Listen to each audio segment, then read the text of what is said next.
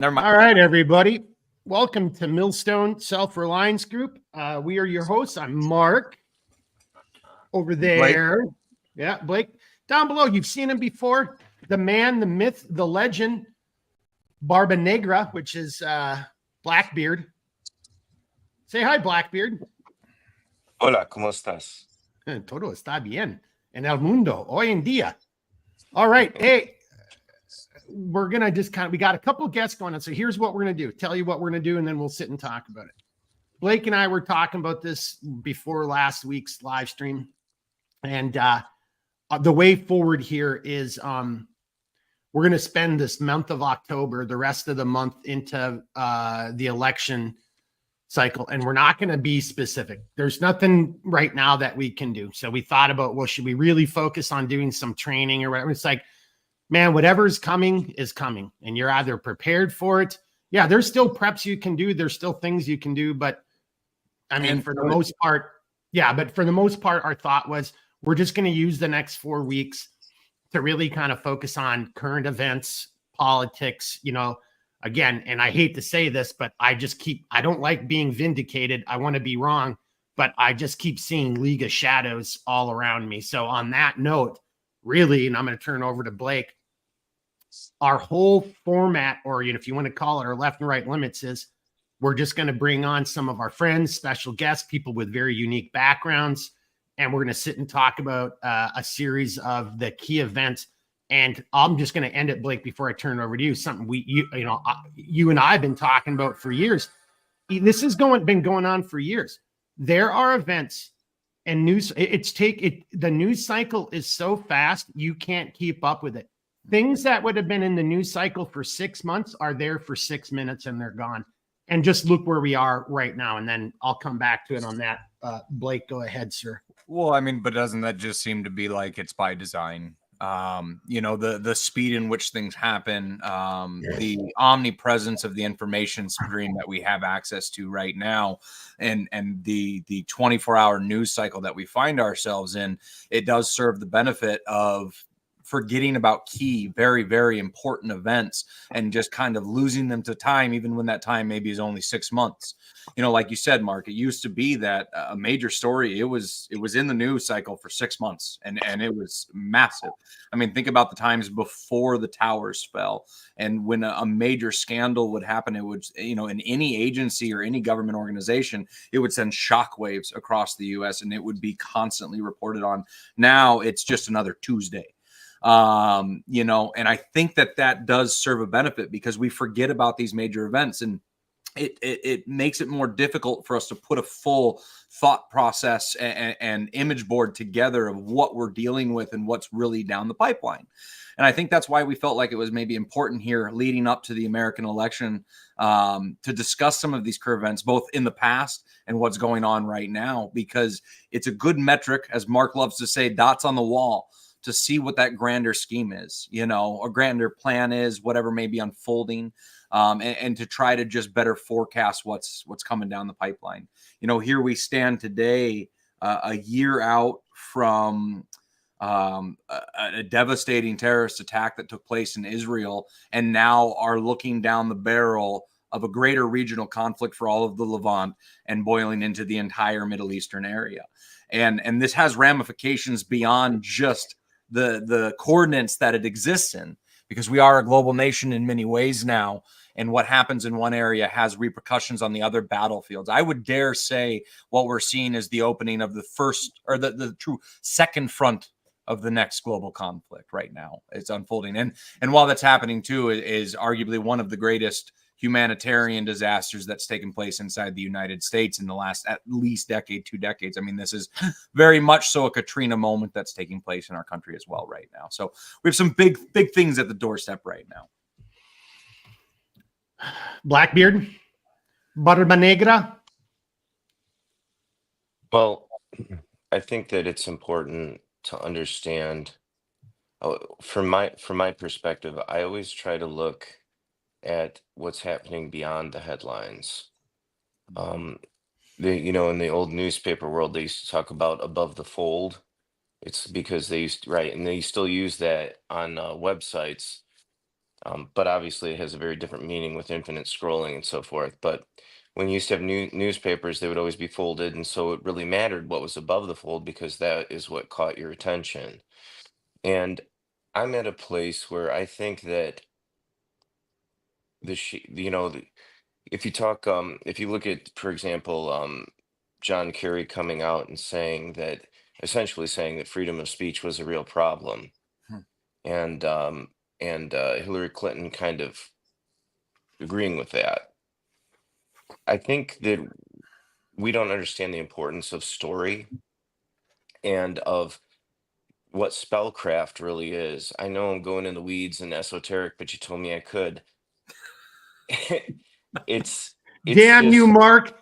I Damn you and know. your willingness to say yes. I think you have to look there if you ever want to if it depends on what your goal is.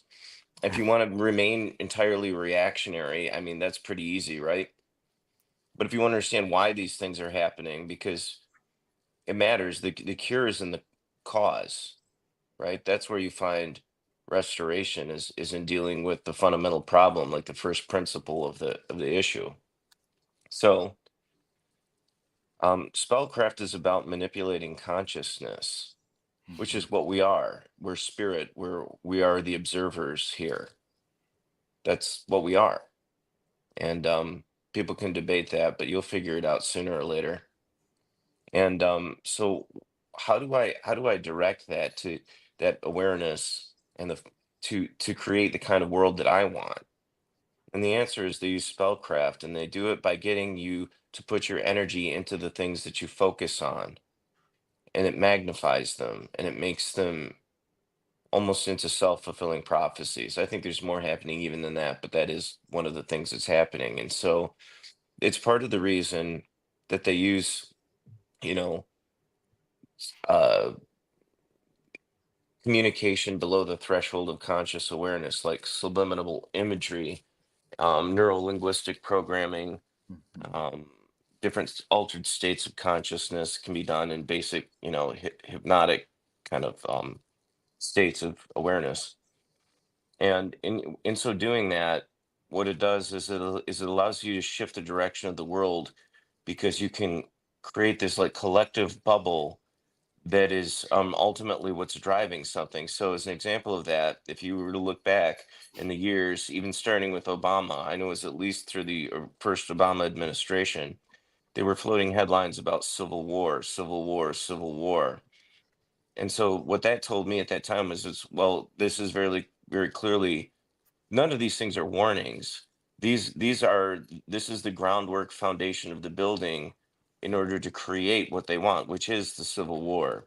So if they get what they want because we give it that focus, then it will become real. And it's very similar with World War III. Every time And World War just you on a queer, just on a, sorry to be, but you no, said yeah, you're fine. esoteric, but just going into that kind of thing, when it comes to evil, and even like if you go back into like, some, if you want to call them children's stories or folklore, the moment you give something any understanding or place in your world, it now has meaning. It now has significance. Does that kind of adds to what you're saying? I think, Stephen. For sure, and you look at the disaster and the hurricanes and all of these things coming at once, could it all be disparate? Yeah, it could. Yeah, lizard man. Yeah, I was You just know, chuckling about that too. the interesting thing about I like the archetype of the lizard, because it means a few different things. Lizards, you can cut off their tail and it'll regenerate. Snake sheds its skin, so it was always a symbol of regeneration from a positive level, but on a negative from a negative symbolic level, we talk about people that are deceitful, speaking with a forked tongue, because the power of life and death is in the tongue. And so if it points in two opposite directions, then you're unstable because you don't know what to trust. So, and I think that that kind of archetype finds expressions on all levels of meaning. I don't know.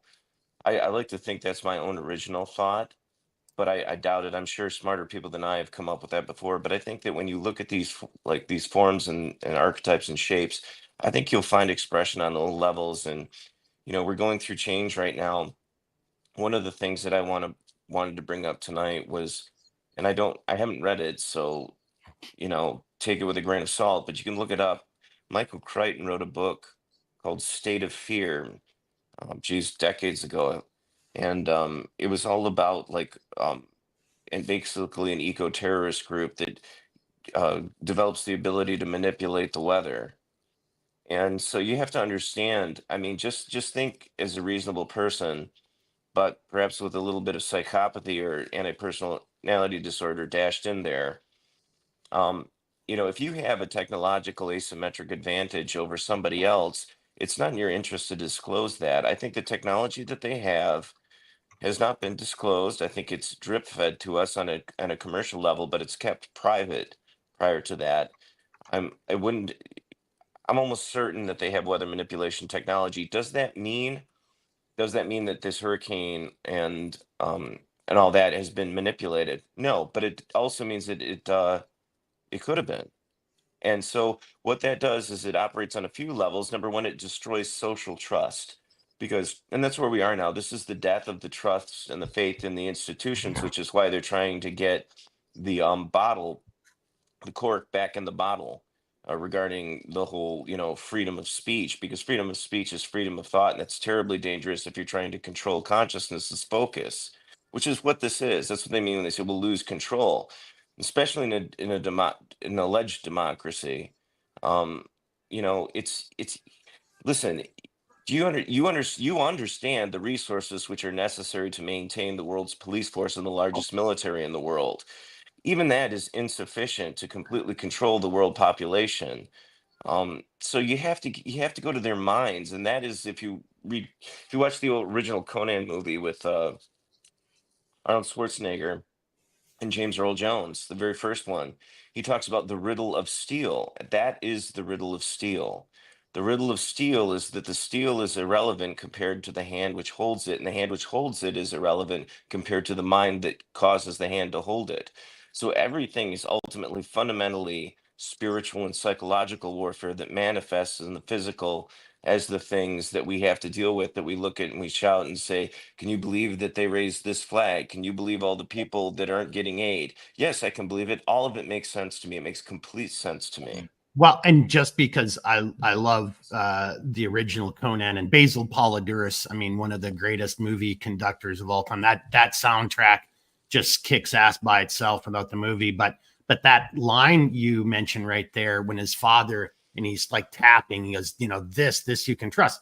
But then Conan realizes later in life that his dad had been fooled as well. I just wanted to throw that out. So we as humans can be fooled into, you know what I'm saying? And we lose that realization that no, this other deeper spiritual, this is what matters, not our faith in the government, not our faith in FEMA, not our faith in, the steel, the Glock or the sword or whatever, but this is the most, and you've heard so many snake eaters talk about it.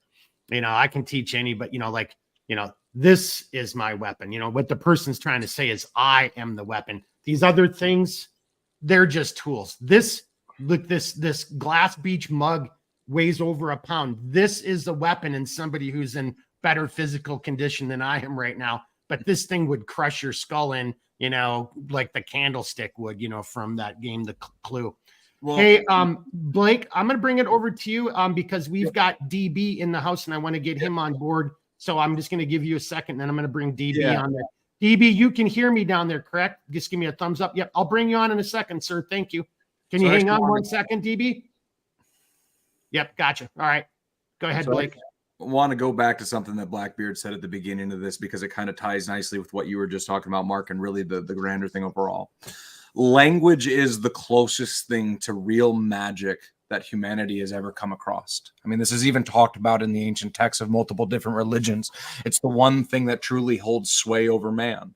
And if you look at it, whether as magic with a K, like the ancients used to say, or whether it's programming, or whether it's psychological operations from a modern military perspective, these things all are the same thing. And what it's doing is it's fighting over that weapons platform you were just talking about, Mark, the brain.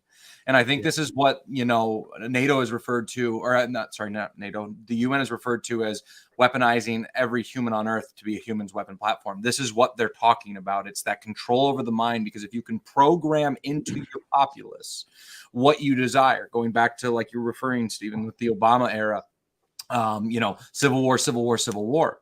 Well, you can actually make an individual and a populace think it's their idea, or that the certain event that you're trying to manifest into reality is their idea. And by doing such, and if you're willing to play the slow game, really the possibilities are endless. I mean, this is no different than what the priest class, the magi's of the past, used to do to actually rally and get the fervor of war into tribal populations to go and do these amazing things, or to build these pyramids, or to build, these great structures. So this is as old as sin, man. I mean, this is really the first principle of warfare.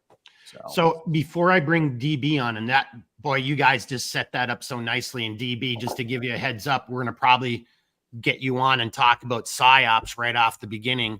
And DB can give a little bit of his background if you guys don't recognize him. But to the point you guys are bringing up here, and so right now on the stage, I think Blake and Blackbeard, you guys can see it, but I just got a link. Look, we're not making this up, and you can. It's all over the internet. She said it. But the question in this article is, to who's the real audience here? To whom is she really saying, hey, we're going to lose total control if we if freedom of speech, going back to the John Kerry, and there's so many others, Harari, all of these, quote unquote, big brains lamenting freedom of speech, lamenting Elon Musk taking over Twitter and making it X, and it's no longer Twitter, where they controlled the narrative and they had, the government employees reaching right down into them. The FBI doesn't control the narrative, so on and so forth. So to whom is she really making this comment? And to whom is she really directing hey, if we don't control the internet now, she's trying to make it seem, they are trying to make it seem like, well, this is a bad thing for humanity. No, I'm going to have a hard time ever believing, if Stephen was sitting here saying something totally stupid right now, I want him to be able to say that, because everybody then has all the power and all the access to go and find the information that proves Stephen wrong, or me, or Blake, or vice versa, right? That's the whole point of it. So I'm very wary. And again, this to me is League of Shadows shit, because in any historical situation where a government has gone and turned in this direction, they've got to control the narrative. And then to Blake's point, that's what they're doing with our language. This isn't my original saying, but it's years old now. It was from another friend, 2 + 2 = potato. As stupid as that sounds, that's the world we're in right now. 2 + 2 = potato. And if you don't go along with that, you're a racist, this is, that is, all the other ists, involved. So, all right. On that note, you guys want to add to that, and then I'm going to bring DB on here as well. No, I'd say let's let DB run with that, but I do want to go back to a couple other things that Blackbeard had brought up once we're through this point, specifically on, well, what Gene even brought up, the weather manipulation that we do know is scientifically sound. So let's just make sure we go back to that. Okay, well, make yourself a note, because I've got some notes already on a bunch of stuff that we've already skipped past. But hey, boys and girls, if you haven't figured it out, by whatever this our 8th episode, or going back and watching, Mission Critical with me and Redbeard, there's really not much of an outline here. We didn't even do a goddamn pregame today. Blake was showing off.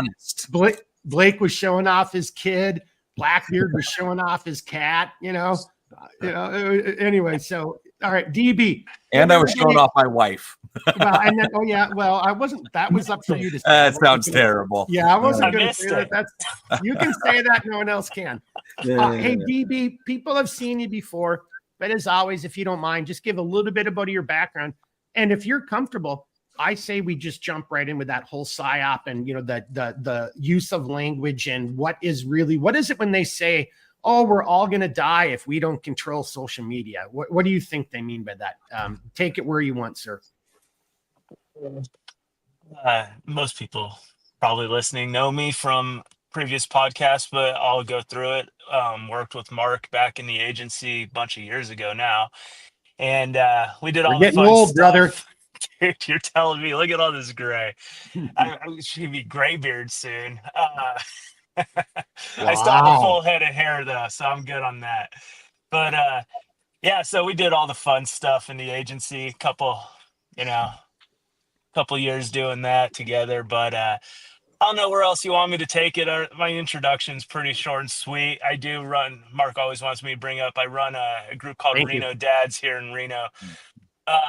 Not horribly active lately, but generally our idea is how I participate in it is how can I take some of my agency training and create that in such a way that families could protect their children and protect their loved ones.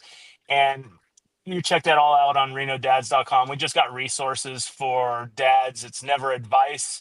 It's more just, hey, this is what worked for me. Maybe it works for you. I don't know. It's up to you to determine what's best for your family. That's kind of our approach. But that's me in a nutshell. I spend all my time, of course, with kids and sports now. So I don't have time for hardly anything else. But this is a subject I love. And before we go into, I missed part of, you guys are going into a little bit more of the detail, but one of the first concepts of this that I became aware of was shortly after 9/11, where language was used to sell something, right? It's still a psyop from back then when we created something known as the Patriot Act, right? Who in their right mind would vote against something called the Patriot Act? And I know politicians have been doing this for years. They come up with these amazing acronyms that there's no chance you would vote against this because you would be evil, right? And what's inside of it is actually more evil than not voting for it. So that was my first experience with how the media, not just the media, but how politicians and then using the media manipulate us into pushing an agenda that they have. And I get it. An argument can be made at that time, security over freedom. It doesn't float with me, but I mean, that was the justification, right? We have to Yeah. protect ourselves from these dudes. We need access to your library records to do such a thing. And it was that extreme at the time. And to me, I was 18 years old, just got into college. So that was the first time I saw it right in my face. Like, holy crap, they're pulling the wool right over our eyes on this one. This is terrible. And ever since then, my relationship with the government in that sense has become skeptical. Like, is this actually good? Is this what is intended? What's the ulterior motive on this? And really, for me, it started that day, whenever that was, right after 9/11. And it obviously continues till now. So am I surprised that the government wants to censor or control media? They want to control the narrative. And until the internet came out, they did control the narrative, right? You tell Walter Cronkite and his boys what to say, and they kind of say it. Even if we do trust them somewhat to be impartial, even he doesn't know what's going on. He's only hearing what he's told. There's no research, right? Now America's we have most trusted voice. access. Yeah, now we have access Well, to. hang on, fellas.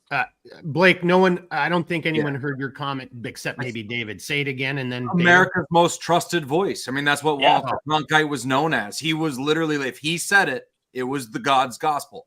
And then that's thank fair God for the because, because we know who knew any better, right? There's just no way to get information that wasn't fed to you through the media. It just didn't travel as fast. It didn't travel the same ways. It wasn't accessible to the common man. And here we are with the internet and our government struggling to control the narrative, especially the way the internet's working, in 2024 and probably the last, 8 years or so, or 10 years or so. It wasn't like this in the same sense 20 years ago, when we're in old chat forums and all that. It didn't spread the same way, where now you could jump onto Facebook or Instagram, Twitter, and see, hell, Reddit. You could jump anywhere and see whatever view you want to see, hear whatever information. You could share whatever you want. And the government wants to control that because that's the narrative that's out of hand for them. And that's where the misinformation comes from. That's where we saw it during COVID. That's where it truly blew up, where they were like, wait a second, we're going to take away your freedoms to keep you safe, their perspective of safe at the time. You know, we don't want you to share your opinions or share your thoughts on the origins of COVID because, or mask wearing or alternative forms of treatment, right? Because they believe less freedom, more safety. That's their MO. And so I could see where she's going with this. It's the same game plan that they've had all along, and they just can't control people these days. Well, my only point of interjection or contradiction, again, if I don't even know if we're really arguing, is I don't think, somebody might listen to what you just said and construe it as, you're kind of giving them a little bit of room. Like they really have safety, everyone's safety at heart.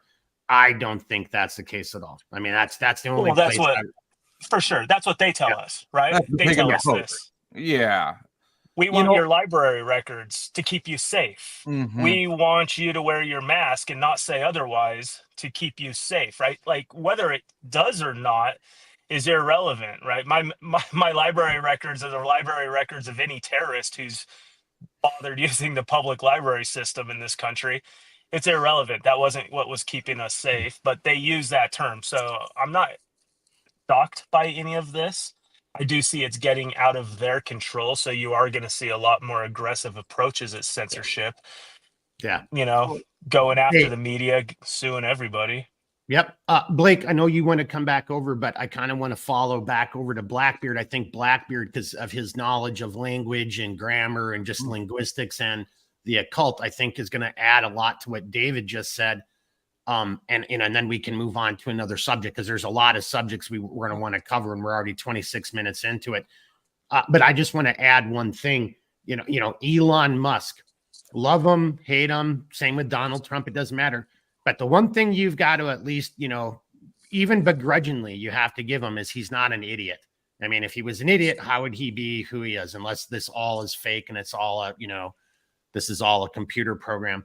But Elon Musk himself is coming out and saying, hey, if America loses, then we lose free speech. And then it's pretty much all over. So Blackbeard, I don't know if you want to add into that. Well, and then David, one last thing, if you want to say something, like if you think it's actually intentionally being manipulated from up on high, or it's just that bureaucratic slow roll that they can't even stop themselves. They just keep stealing from the cookie jar and they just keep doing it because no one's ever spanked them type of thing.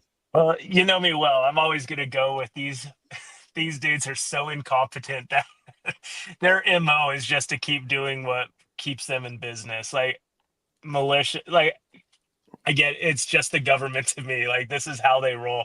But it's also, dare I say, an ideology as well. So yes. I don't use Reddit. My wife does. She finds it completely fascinating, but she tells me all the horror stories. If you challenge the narrative, if you say something that just pushes back even a little bit, that there's the people who control each of these Reddit pages, they're absolutely insane. They want to censor you there, right? This isn't even the government. It's their ideology. They want to censor you there. They want to shut you down. They want to kick you out. They want to make sure you are completely silenced. And that is not government. That is purely an ideology. And that ideology has completely taken over inside the government too. That's League of Shadows, baby. That's my League of Shadows. I'm going to tee this up. I actually want to tee this up to Blackbeard real quick. Right. So I want to say one quick point. The internet was both the greatest and the most destructive tool to the powers that be. I mean, it literally gave us the ability to communicate with everybody freely like we are right now, but it also gave the government the ability to poison the well and put out all the disinformation that they possibly wanted to be. This goes back to your language thing you brought up. This is the magic behind language. It's just done now on a digital scale, and it's so much bigger. And I do want to hear what your thoughts are on that. Well, just as we go to it, to hit, your T-ball, that started with DB at the very beginning. That's that article from Hillary Clinton. That's John Kerry from a week ago. Like, they're not hiding it. They know they need to control it for the reasons DB is talking about. Blackbeard, you want to roll with that, or do you got an opposing point of view? I don't think he's wrong, but I just think that there's two topics I want to broach. One of them is the idea of briefly the malice and incompetency kind of debate. And then I want to talk about a particular individual, what he said. So the first part, if you look at a McDonald's, if you go to one in Minnesota, if you go to one in Florida, if you go to one in Nevada, you know what you're going to get, right? And it's like, well, how are they giving us the same hamburger no matter where I am? Is it some kind of conspiracy? No, the people I've talked to the cashiers and the managers there, they're too incompetent to do something like that. The way that it works, right, is there are systems engineers. They create self-perpetuating systems, both ideologically, as he rightly mentioned, but also in terms of the day-to-day play out administration of the programs that they create. So, there's an owner's manual. You go in there and you are everyone here, especially a couple of you, are very familiar with need to know basis, right? And you're serving the objectives of something that's higher than you, and you don't need to know what those objectives are. That isn't your purview, it isn't your place. I have that in my job. So that's kind of, I think, how a lot of that works. I think too that he's not wrong also in the sense that we like, for when Hillary says, we, well, who is we? Well, there's a lot of answers to that, and a lot of them are right, if not exhaustive. But it's the dominant minority. People call them elite, but the world has always been administered by dominant minorities, and it will always be that way.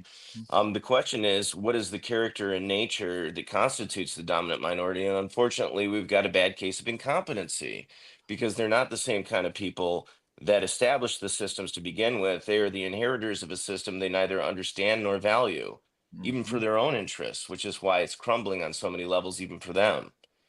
And so that's where I think that lands. Now, when we talked about earlier the psychological warfare and things like that, the only thing I want to add to that is the idea that it will go kinetic. And, because it was something that Blake said, he talked about the difference between controlling and killing. And, Zbigniew Brzezinski, who was one of the founding members of the Trilateral Commission, which is part of the WE, right, that branches off of the CFR and the Royal Institute for International Affairs, he wrote a book called The Grand Chessboard. He was also an advisor to Jimmy Carter that they just wheeled out at 100 years old for Looks some like propaganda. a freaking crypt keeper too. Oh, hey man, If only he would have started speaking in like really bad riddles and puns. Yeah, Like how many terms did he serve? Just one, wasn't it?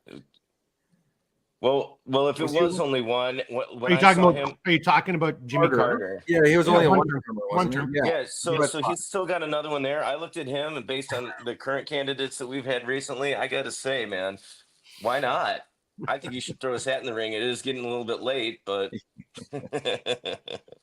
so yeah, this is a big new Brzezinski, though. You can look this up if they haven't scrubbed it entirely from YouTube. You can go to some of the other less reputable video platforms, but he says, it used to be the case that it was infinitely easier to control 1 million people than to kill 1 million people.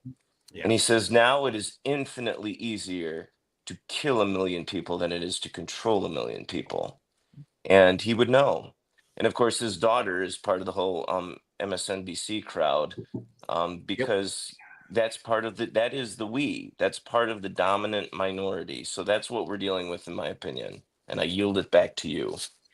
Well, we got to come up, unless DB's got a rebuttal. Blake wanted to get on a different comment. But just to that point, and we already had a couple comments come in from people on live.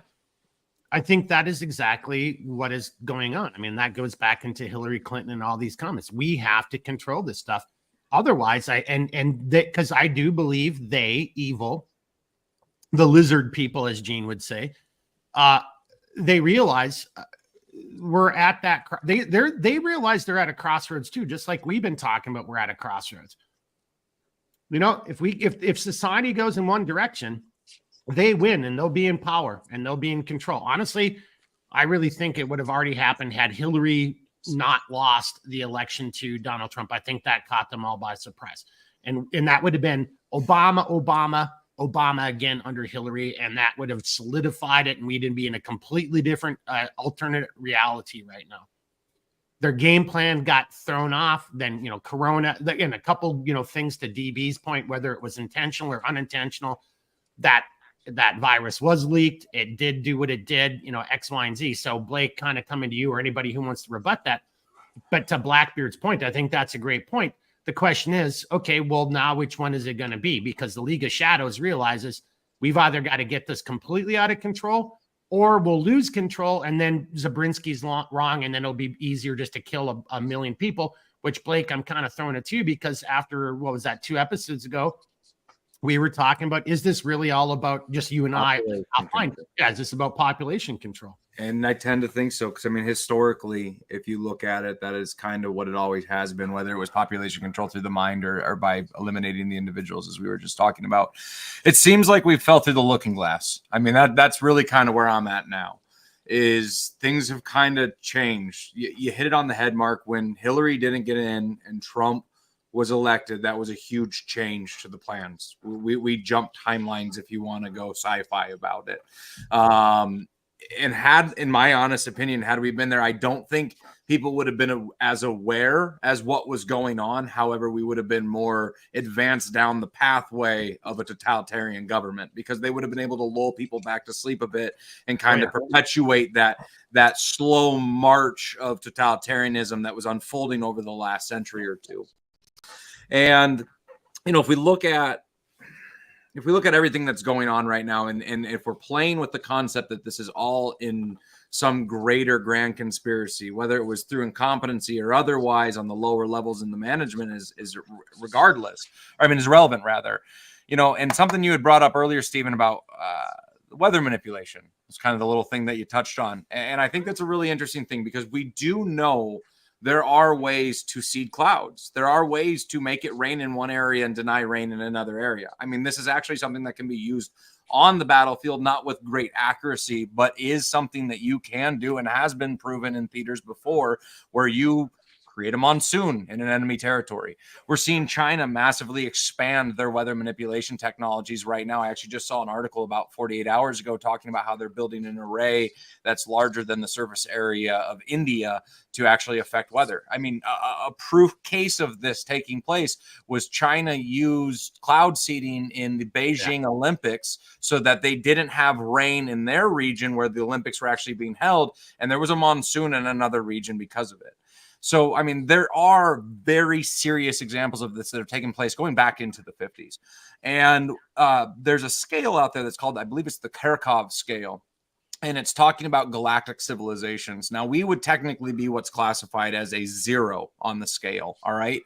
A 1 would be, if I remember correctly, a civilization that holds power over their entire planet. So all weather effects, all power generation capability, basically you control your planet and you're now operating in your solar system. Number 2 society is you've now consumed all of the power from your host star that's in your area. And a 3 society is basically you're able to do it with multiple stars. Now it goes beyond that, but that's irrelevant to the point of what we're talking about today. What I think we might be broaching is what's called a 0.5 civilization. And that is basically we are starting to understand how to do things like earthquakes. We are starting to understand how to do things like major storm events, how to control and manipulate, not necessarily manifest, but push and nudge. I mean, there was an article about 3 years ago talking about how to fertilize the oceans to basically massively, just drastically increase food production inside the oceans. And it was completely killed because, I mean, the implications of being able to fertilize the oceans would absolutely eliminate any sort of food issues we have on this planet. So there are multiple, both weaponized capabilities of these sorts of theories and really humanitarian sorts of levels. And I think that's what we're dealing with. Now, I'm not necessarily saying that the hurricanes that we just witnessed and are witnessing coming in right now were manipulated, but it is not outside the realm of possibility. And to the point that you made earlier, Blackbeard, is there is enough credibility to the capabilities of doing these things that it puts that seed of doubt into the populace's mind. And when the populace can't trust the freaking weather, because they think their government maybe is partly to blame with how severe it is. It's really hard to believe the whole narrative. I mean, yes, climate change is real. Climate changes. It's never been an argument. We've never argued that climate doesn't change. It's literally the definition of what climate is. The argument is, what is the human impact? And is there some other factors that are to play? I mean, our data for this is only going back minimally, decently, about 200 years. Really only the last 70 years is it decent. So you can say core samples this, core samples that, whatever. I don't give a crap. But the problem is we exist in a realm now today where you can honestly sit back and go, there is enough evidence for me to go, yeah, maybe the government did this, or at least pushed it along. I just want to throw this out there for the group, and then, you know, whoever wants to chime in and, you know, respond to what Blake's talking about, Blake, Blackbeard, you know, go wherever you want. But if we're going to posit that what we're currently talking about is remotely possible, right? If we are a 0.5 type of civilization, if we're just now stumbling into some technology and capabilities that either were lost to us or are new to us now, but we're actually gaining some control over. I mean, this can go all the way into MK Ultra, and this, I mean, this goes into so many different realms and spheres. Then how is it then also not very possible that the lizard people / ruling elites, whatever those things are, wouldn't you want to go down that realm today?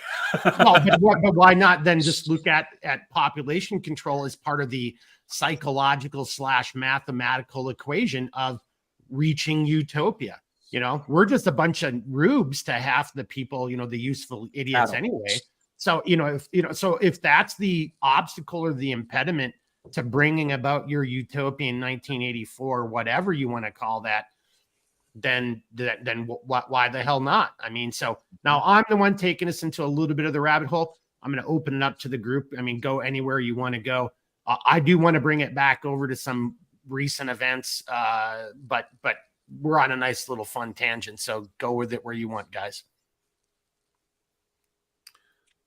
Whoever wants to get that one, I want to hear from these two. So yeah, this is DB or Blackbeard.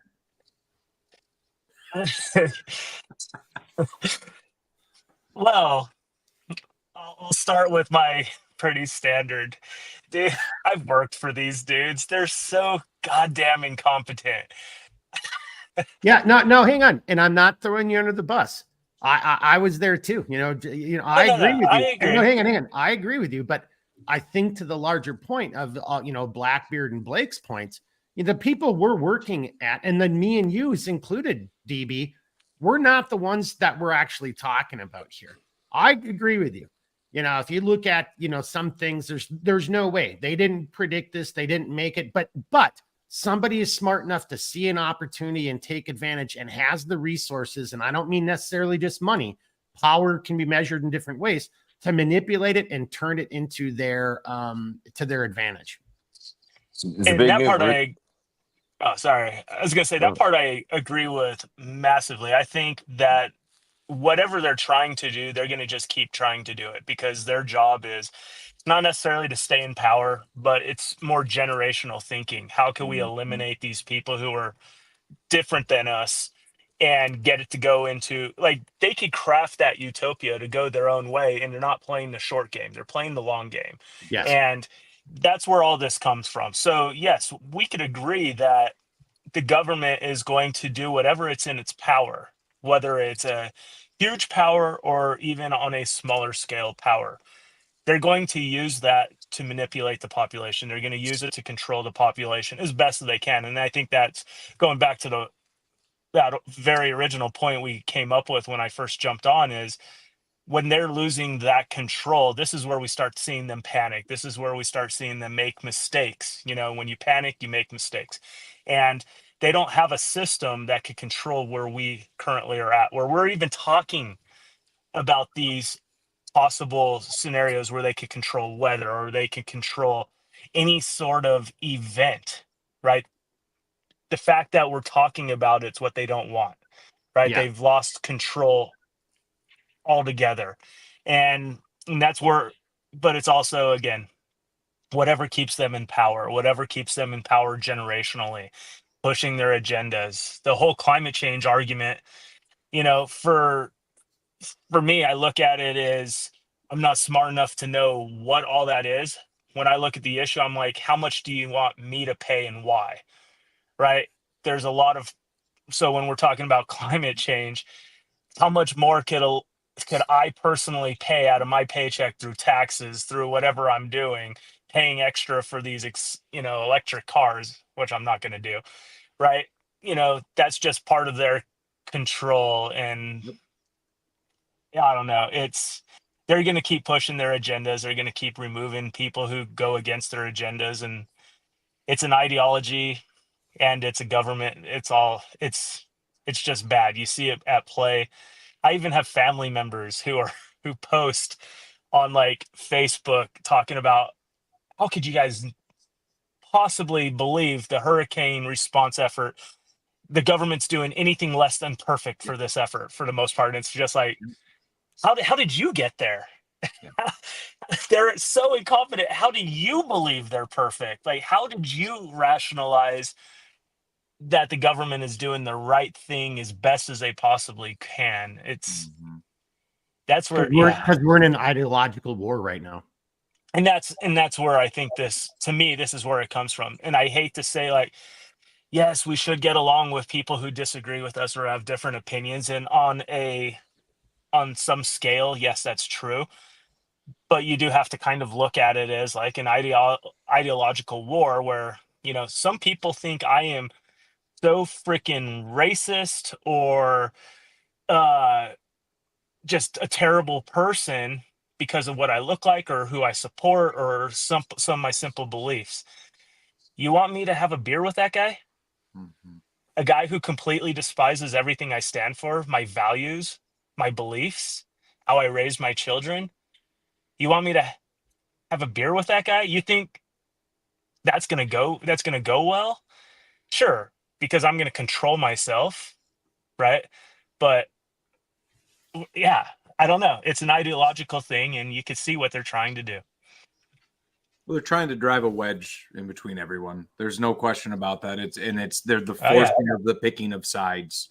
They want you to pick a side, and the thing is, the big joke is you don't necessarily have to. But something I want to touch on that you were absolutely right about is it is generational. This is something that harkens back well before any of us were just but twinkles in our father's eyes.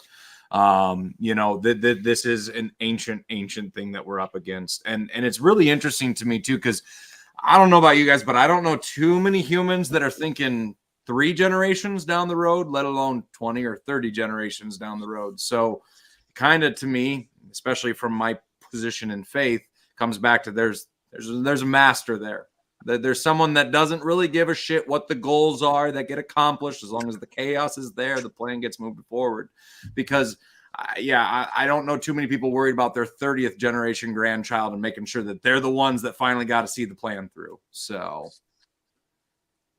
Blackbeard. Well, I think that a lot of what we are is genetic. I think for sociological reasons, for having beers with people, we've downplayed just the extent to which genetics really informs the kind of people that we become. It certainly isn't only that, but it is largely that. And I think that the people that are the dominant minority are there because, look, you had generations of warriors. My father was a warrior. His father was a warrior. I'm a warrior. My dad was a carpenter. His dad was a carpenter. There are all these famous actors. How many of their children? Now you can argue nepotism, and I get it, but you know, I just think that there's a reason that the dominant minority is the dominant minority. Now, maybe some of those traits we wouldn't consider very moral or beneficial in a normal context, but they're not normal. By definition, they're a minority, and not in the sense it's just there's not a lot of them. They're dominant. Well, why are they dominant? Well, they have the traits, or they've had access to information. But you know, in order to be able to plan and project into the future, that has a lot to do with the capacity of your prefrontal cortex. And that's something that's going to be determined genetically. Now, that can be altered through nutrition. You can have trauma and things like that. But if you don't have the hardware, you simply do not have the hardware. Now, with genetic modification, that could change, and they certainly intend for it to change on a lot of levels. Yeah. But these people, you know, there's a reason they try to maintain that gene pool so tight for themselves. Mhm. There's certain qualities that are very advantageous to their position, and it's not purely sociological. There's something fundamental that's taking place. And so it's also cultural. You know, you can be raised to look into the future. When you take a look at Maslow's hierarchy of needs, right? The basic fundamental ones at the base are survival. When you've lived your whole life with a silver spoon and complete opulence, you know, worrying about tomorrow's meal, that raises your time preference to a very high level where you're like, I'm concerned with today. Listen, there's a war breaking out in the Middle East. That's great. But I have a bill that's coming due tomorrow, and I don't exactly have the funds for that right now. So I'm going to focus on what I can control, which is a form of wisdom. But what it means, I mean, look at the history. History is always written about the elite class because, and the books were almost always written by these moneyed people because they're the only ones that had the leisure time and the education, access to the education to make these things happen. So we have a very skewed picture of the world, but it's a consequence of a lot of different forces all coalescing into one kind of structure. How much of it is directed, you know, I'm reminded there's a verse in the Old Testament. I can't recall the exact thing. I've never been a guy to memorize the verse and chapter. I just don't care. I'm more concerned with the ideas. You can find it for yourself, but it says, you know, why do the kings raise themselves above the Lord and his anointed, and they conspire against him, but the Lord laughs at them, you know? Y- This whole thing that's happening to us is just people. What is happening is so much bigger than just the actions of men. What is happening is being directed by forces we can't even see, let alone try to comprehend. And the longer that you look at this, the more you will inevitably and inexorably be drawn to that conclusion. And the reason that you're drawn to that thing is because it's a black hole of sanity mixed with insanity. It's like the event horizon of a black hole, whereas you're approaching it, you don't even see it, and then you hit it, and suddenly gravitation, all the laws of physics begin to bend, and you're like, am I losing my mind? They call that free fall. They call that free fall because our identities are structured around the worldview that gives us meaning. I'm a this, I'm a that, I'm all these things. And well, you might be in a certain sense, but ultimately, you will fight to the death to maintain that. And that's the power of ideology and religion. And reconstructing a worldview is very difficult for people, and that is why you'll have people posting on their Facebook, you know, um, the government can't be doing anything but the very best to help these people. It's like, yeah, well, you know, the government would have trouble if that were its intention, but its intention is overtly malicious and obviously so. And if you can't see that, well, then you're not meant to see it, is my opinion at this point. So Blake and DB, and then I'm gonna once you guys are done, then I'm gonna take it in a slightly different direction. But DB, I think you got something on that. So I was going to point out one example of the long game that we see, and we get caught up in the day to day, right? We're talking about all these immigrants coming across the border, illegals and whatnot, and you're hearing in this election, oh, they're coming across and they're going to come and vote. Those aren't the guys I'm worried about. You know who I'm worried about? 18 years from now, when their children are voting, Yeah. right? That's the long game right there. Like I don't know how many dudes are crossing the border wanting to jump into American politics, but in 18 years, Yeah. all their children are going to start doing it, and that's the long game. That's the long game, and it's not just 18 years from now. Think about 18 years ago. Think, you know, like that this is how the long game works. It's a rolling long game, right? It's just a continuation, and this is what they're building. They're replenishing their stocks. They're building more and more and more. And to me, I find that's one of the most clear examples of how the long game works to these people. They're they're playing chess, and everyone thinks it's checkers. Like they're just bringing Mm. 3 million people over the border to vote for Kamala this year, and it's like, nah, Yeah. dude, they're voting for it's down the road too. That's the biggest concern. Well, I don't know how much down that rabbit hole we want to go. I agree with you. Although I'm personally starting to wonder a little bit more behind the why and the reasoning of it. And the more I think about it, that rabbit hole and the dots on the wall keep bringing me back to Blake and our conversation from a couple of weeks ago about population control. And, and again, I know everybody says, oh, it's conspiracy theory. It's their words, it's their documents, but about, the Great Replacement theory. So there's something to be said about that. Now, and then next week, Blake, if I can bring it up, I want to talk about the kinetic aspect, because we might see that happening. And as the numbers from this administration, and I love how it's funny, all these pundits and actually administration officials are trying to say it's bullshit, but it's from this administration's own Department of Homeland talking about the releases and how many of them were sex offenders or no shit convicted murderers and then have been released into our society. I mean, so there's just this perfect storm of chaos and potential stormtroopers. And here in Minnesota, now we have illegals who are police officers. They're not even, not American citizens, going to have the ability to enforce our constitutional laws on our fellow citizens and carry. There's just so many things wrong. So I don't know if I want to go down that rabbit hole. I kind of want to come back over to Sleepy Dad. Hey, wake your ass up there, Blake.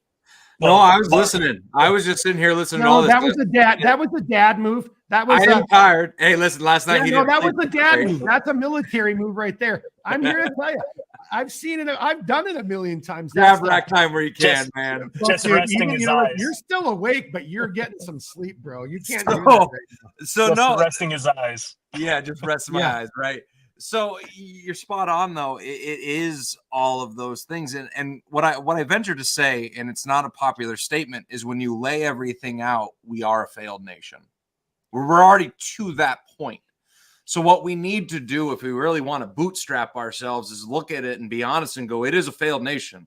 How do we revitalize it? How do we jumpstart it? What can we do to move forward with it? And as of right now, man, I don't know.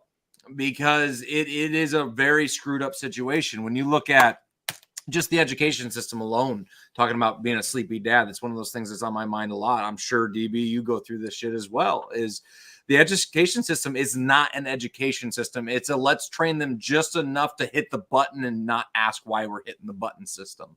It's a situation where we want them to toe the ideology because they're young and they're malleable, and we can install this software that's known as the message onto their mind, so that when we're playing this long game and we go into the next generations, they're going to narc out their parents. They're going to work for the government and say, absolutely, yes, boss, I'll go rotor wash those supplies for you with that helicopter down by them people. It's a willingness to just absolutely say yes. And that's really where we're in is I don't know, man. What I grew up in and what is today is two very different things. And I have a hard time kind of squaring that. So, hey, DB, now, Barba Negra was gone. I think he was trying to get the little sparkles going again. No sparkles this time, my good man. But DB, I want to give you a chance to respond. There was one comment that came in I want to respond to. And then if you guys are up for it, we're trying to keep these close to an hour, but I want to make a hard shift over to the current events and just throw a couple things out there and let everybody kind of, chime in, because we've spent, the last hour kind of waxing poetic and philosophical, which I think was that's just the way the conversation went. And I think it was very of vital importance. But I think we need to now anchor that with some recent events. And Blake, you just mentioned it. I've looked at that video and I want to play it out. I want to play it for everybody to see as well. But how about you guys just wrap up what you were just saying here, and then I'm going to kind of transition over to something that Paul brought up, and then which kind of goes into current events. So I think what Paul was talking about was illegal immigrants are a current threat. Absolutely. I was just using it as an example of like the long game. How do you overwhelm forces? Those initial attacks, you could go in and out, a little bit of guerrilla warfare, but when you want to overwhelm and win, you definitely bring in all the resources you got. And that's all I was pointing out. I know it's a real threat. I'm in Nevada, where it's a huge deal here, being what used to be known as a swing state and a heavily, Hispanic immigrant population. So I totally get that. And it is a concern here for sure. But I'm just, using that as an example of, you think it's bad now, wait 18 years and we can't even have this debate. It's over. It's gone. Well, It's if they lose control of the narrative, if as Hillary Clinton and John Kerry and Harali and all those guys, if they, you know, what they say, if they lose control of social media, that's why I think they're afraid of AI. That's why they're afraid of X. That's why they, you know, Rumble, all of this stuff. If they lose control of that narrative, because we're already starting to see it right now, that the quote unquote demographics that they've used, that they kind of have historically relied upon, we're seeing some very interesting changes in numbers. So they have got to find a way to control that narrative and do it quickly. And that's one election cycle. And I'm pretty sure that Paul, correct me if I'm wrong, if the Paul watching, I'm pretty sure that's Better Call Paul. I hope it's Better Call Paul. And I, you know, well, whoever you are, Paul, it's nice to see you on the live stream, but I think that's exactly it. I think you've got one election cycle. And then after that, you know, and look, and I'm not just saying this, Elon Musk even said it. If they get if they win this election, your vote is worthless from here on out, plain and simple. And they have disenfranchised you. So what does that look like? 4 years, 8 years, 12 years? I'm not 100% sure, but it's definitely some dystopian cyberpunk 1984 fucking world landscape. You know, that's what it is. Well, I don't know how long Minnesota has been pretty far left, but Nevada is traditionally used to be a very libertarian, not even conservative, libertarian. We have legal prostitution. We were a little late to the game on the drugs, but we were one of the first to open up divorce to whoever wanted to get divorced. Like, I used to joke, we're the only free state, and the changes that we've seen from California, right? California is so expensive that a lot of these folks are moving to Nevada, especially after COVID, where you could still keep your California salary, sell your California house, live only a few hours away from your job site, right? Nevada has changed. It's where our country's going, just on a micro scale. What I see happen in Nevada, the United States, that's what's gonna happen in the United States. And it's only, you're right, if it's an election away, which Nevada 4 years ago, we probably could have still claimed fame to being a little bit freer than the average state, but you know, we're losing it.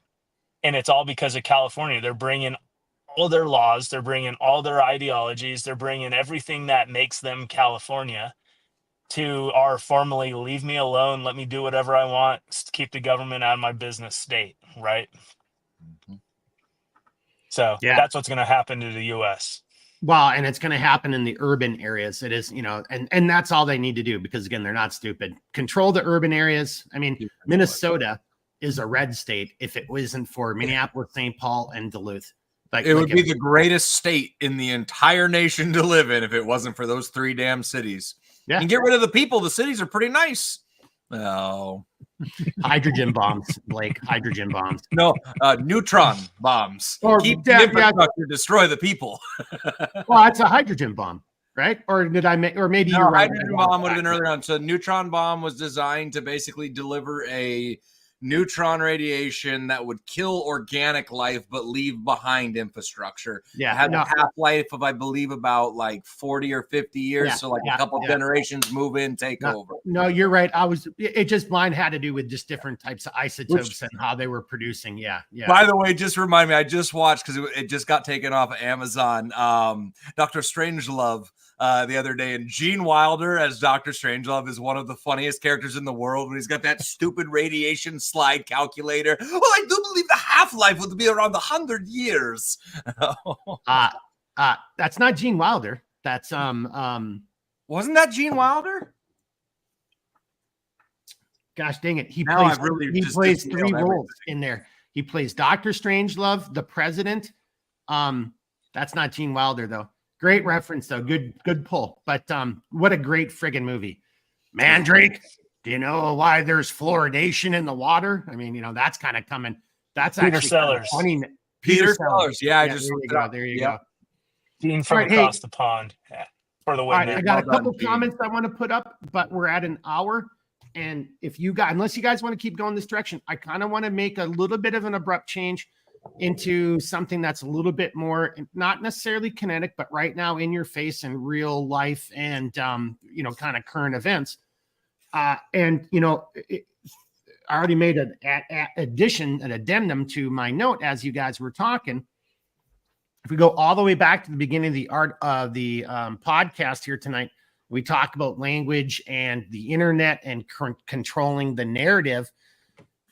If anyone, again, thinks this is just clickbait and fearmonger and these guys are just crazy, I just would simply challenge you. Now, again, as to what Blake, Blackbeard, and DB have said, if you don't want to see it, you're not going to see it. If you think this is like, oh, the government's doing the best it can, well, then there's not really a whole lot really we can do for you.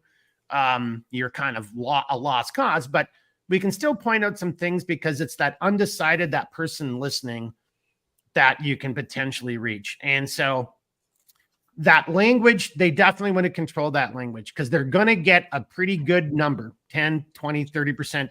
I haven't studied this, but something tells me it'll be around that number of people who are going to be willing to go along. The useful idiots, as Yuri Bezmenov had said in his great video series.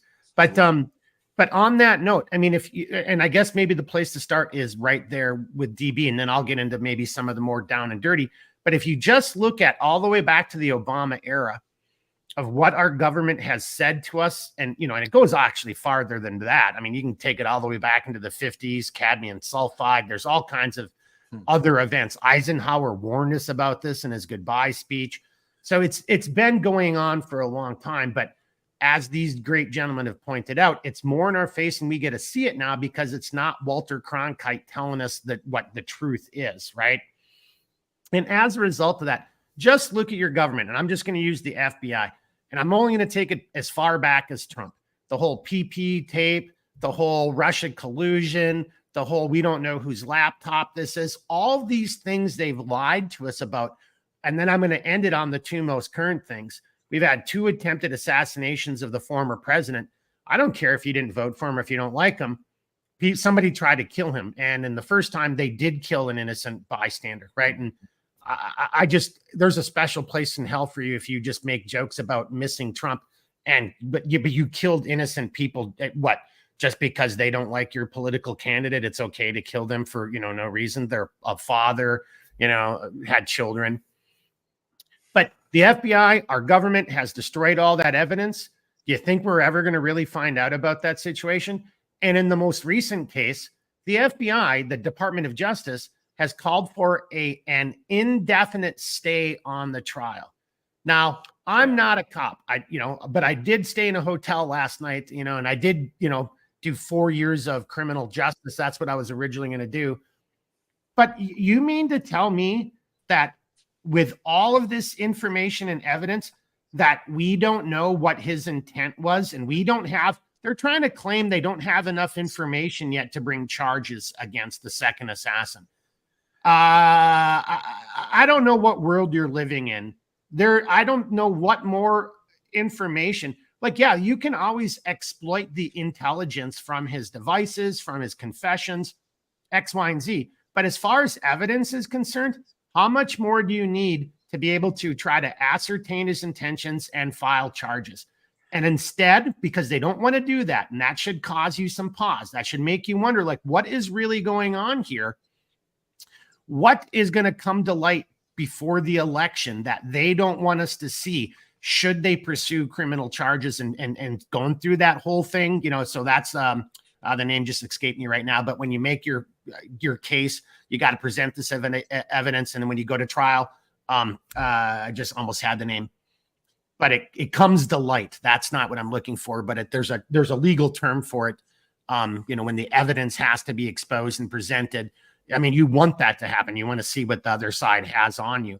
So I just would question discovery. Thank you. There you go. Yeah. I would just challenge everybody just to think about that. Why in the hell did they dispose of the body? Why, no one's talking about this, right? Because your media, that's not the fourth estate anymore. No journalist is out there asking questions. Shit, no one's even talking about the Vegas shooting anymore, right? So you see where I'm kind of getting at with this? And now they're trying to say, in one of the most slam dunk cases ever conceived in the history of cases in America, anyway, that, hey, we need an indefinite stay on this because there's so much information. Too much information doesn't prevent you from going to trial. So I just wanted to add that out there for people to jump in on. Well, it's a ham-fisted attempt to bury a story that has Yep. massive ramifications, both domestically and globally. And, you know, to me, it stinks a hell of a lot like what they did with the Jeffrey Epstein case and what we're now even starting to see take place with the Diddy case. With the P. Diddy, yeah, totally. These are events that have the ability to just absolutely send shockwaves through the world. And I want to actually harken back to a case that took place in another nation, in Belgium. And we're probably going to, if we had a big audience, we'd get in trouble for this one, but I'm going to bring it up anyway. And that was something that was called the Beast of Detroit. And the Beast of Detroit was an event that took place in Belgium that was probably among some of the most heinous child sex trafficking events that ever happened, with a mutual blackmail network with an individual. His name escapes me right now. But basically what happened was, when this came out, the Belgian government actually put a moratorium on any information being released because they were afraid that it would lead towards a civil war in their nation, because there were such high-ranking political figures that were involved in these cases that the nation would have torn itself apart. In the United States, in the last 5-6 years, how many of those events have we had? Honestly, those events that, if the real information came out, if the true facts of the case came out, we would have already been out in the streets, and I'm not going to go further than that. Things would have taken place that would have been arguably actionable if I would continue in this conversation right now. But the point is we have these things happen all the time.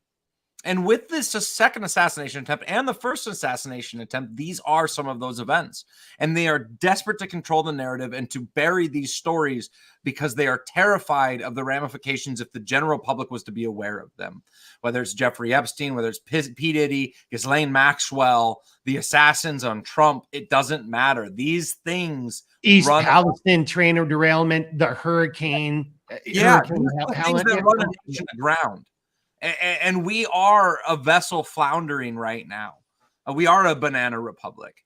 And it's only going to take a few of these things coming out where you have your average Joes, the guys that are just complaining about the $5 egg price and the $4 a gallon gas, finally go, you know what? I don't give a shit about my fantasy football league anymore because I can't pay for food for my family. And these supposed elites are doing what to children?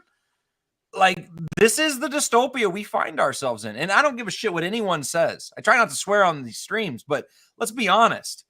These are the things that truly matter, and no one wants to talk about them. And when they do come to light, everyone freaks out and either says it's a conspiracy theory, even though here's this body of evidence, or they go, just don't look over there. It's not worth the time. And I'm sick of it. Sorry, that was a little bit of a rant. I'm done. No, good rant. DB. I got to go. Kid just jumped in the car. Got to drive him home. Dude, you guys are so awesome. The community commenting adds. I know I went on this tangent before, but the community commenting, providing supplemental information or opinions, it's freaking amazing. I love it. I love it. I love it.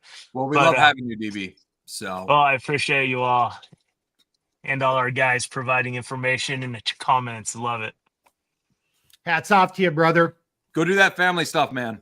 Yeah. All right. Hey, I just sat in a car while my kid was in the gym. I should.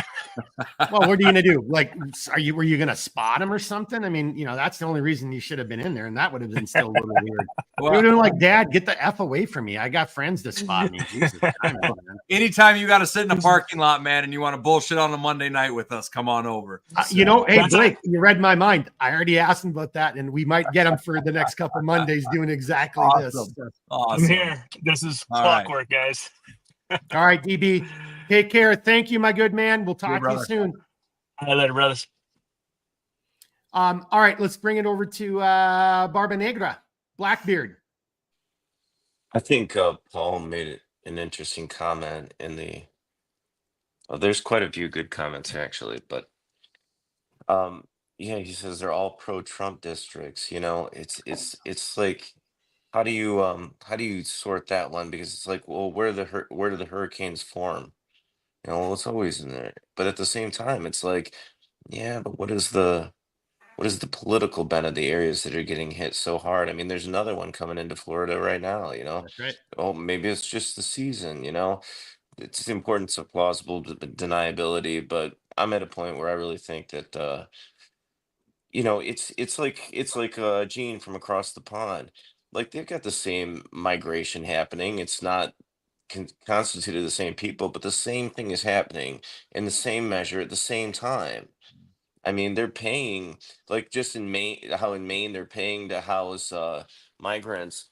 You know, I saw articles how they're like busing them into the rural countryside of Great Britain and Ireland, and the taxpayers there are paying to. We're at war. Yeah. Our nations are occupied. Yep. We are being conquered because it was already conquered at the managerial level. But now they want to take the full spectrum. That's what's happening. It's like, when's World War III? It's happened. Yeah. Just haven't Well, and reached then, them dropped any nukes yet. You know. well, and so, again, I'd kind of push people if you so inclined. I mean, you do you, but I do like Zero Hedge is one of the periodicals I do. And when I get a chance to look at the news in the morning, that's definitely one that is on my at least top 5 if I've got the time for 5, because there's a lot of economic information in there. And look, I'm a small business owner. I'm fucking deathly. We haven't even talked about the economic side of this, but then there's also great articles in there. I mean, to what you just pointed out right there, and it's not just a U.S. centric, set of articles or online presence. It's a much more global financial. So to your point, Blackbeard, and you'll see articles that are talking about that, and they're talking about Kiers over there in the UK, or it's really good. But to your point, no, and one of the articles I read recently, and I concur with, and I can't speak for you. I can kind of speak a little bit for Blake because we talk about it, but there's nothing that said don't think we're fighting the last war. Thank God there were no use of nuclear weapons. Does that mean that's what the future looks like? Is that somebody won't somehow think that limited exchanges of nuclear weapons is viable, or don't think that we're already in war simply because we're not in World War III simply because there has not been exchange of nuclear weapons? Warfare, Sun Tzu, do your own research, figure it out for yourself. But I think you're absolutely right. We are already in some form of World War III.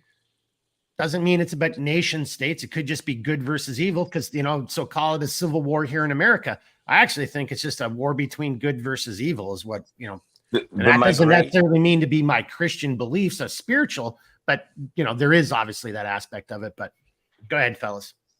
The migration is a UN plan, and one of the mission criticals, I linked the document. Like it isn't, I mean, you can debate it if you want, but they have declared war because they have a dream and they want to see that dream become a reality. And if they won't get your buy-in by manipulating the information, somebody else says what did he say up here? I want to pull up his comment if I can, because it was a good point that he made. Who was it? I'll find it for you. Or you got it? Just tell me who it is, and I can put it on the screen. I can't find it. I read it so long ago, but darn it, now I forgot what I was gonna say because I went on that tangent. But I guess all of it is to say that, like, if you look at where this is taking place, I mean, they call it the West, and it is that, but it's been spearheaded. Look at the COVID response. Look at how it was spearheaded by the British Commonwealth countries. You'll always find that as it pertains to the West. I find that interesting. I find it interesting how everything goes back to the city of London in terms of the financial strings that are pulled in order to make this whole thing operational. Yeah, Blake. I was just going to say, it's funny you bring that up because I actually I was going there myself, but specifically the city in London. Yes, and I think for right. those that don't know what this is the financial sector of the 3 heads of the beast structure that quite frankly controls the globe. And the 3 cities, quote unquote, that constitute these 3 heads of the beast are Washington, D.C., the political power, The city, which is located in London, it has its own police force, it's its own government, it is extrajudicial to actual British common law itself. And the third being the Vatican, which is the religious head. We have the military / political, the financial, and the religious. And these are known as the three interdependent cities. They're the only three in the entire globe that exist like this under their own state and rule of law. That's interesting. That's something worth thinking about, people. The Vatican is its own independent state. I only just recently found out about the thing about London. Gene, if you want to weigh in on that, you're the one person that we know. Well, and maybe you don't want to weigh in on it, Gene. Just don't get in trouble. Yeah, don't get. But everybody go do their own research Yeah. on that. Well, And then again, DC, which military district of Washington. There's some very interesting things about DC. There's actually another place that's trying to be built right now that follows this protocol. Yep. And this is in Saudi Arabia. Yep. I was wondering if you were going to go down that road. This is actually known as NEOM, NEOMO. You can look it up. It's supposedly sold as a grand plan of one of the Saudi princes to create a judicial zone that operates outside of the entire form of world governance. And I wish I could remember the actual breakdown of NEOM itself. I have the very original first white paper of it. If I can find it, I'll try to. I was going to bring this up. If people want to go back to our Mission Critical podcast series with me and Redbeard, because Blake, you shared that with us and we brought that up. Yeah, that was probably a little over 2 years ago when we talked about that during an episode over there. The original white paper, I have it saved on one of my old devices. I'll see if I can share it on the Millstone-SRG Telegram chat, which we'll talk about a little later. And that white paper's changed pretty drastically since then. That they've actually eliminated that from the internet. But the premise behind NEOM was a new civilization. And really what we're talking about here is a divergent civilization, something that breaks away from modern society and goes on its own technological development. And in the white paper, they even refer to an underclass of humanity. That's where right. It is biologically developed to be a slave class, to basically, and they don't say specifically slave, but they do, if you read between the lines, to serve the elites that operate inside of this extrajudicial zone. They talk about actually fabricating a secondary moon in the night sky to provide light to them. Basically, the ability to build biolabs with no government oversight to research different branches of human development without pesky laws and things like that. What we're talking about is the first stronghold of the transhumanist movement. And ground has been broken on something that's called the line. And the line is now since been scaled down in size, but in essence is a structure that is to reach across the desert and ultimately house the working staff for the future projects of NEOM. And I find it interesting how when you look at these civilizations and these groups of people, how they start to create these parallel institutions that operate outside of our laws. They have their own laws, their own police forces, their own structures, their own managerial staff and modes of transportation and stuff that operate outside of us. Because if something were to happen to us, they can still operate. They can still perform their function. And realistically, to me, is as we progress down this pathway of totalitarianism that we're seeing on a global scale, we will see more and more of these entities start to build up and gain dominance. And, I hate to bring up pop culture thing, but one of the ways that they telegraph to the general populace is through pop culture, it's through media, it's through information. And although it's kind of hokey, and the books are kind of hokey, they're definitely young adult science fiction.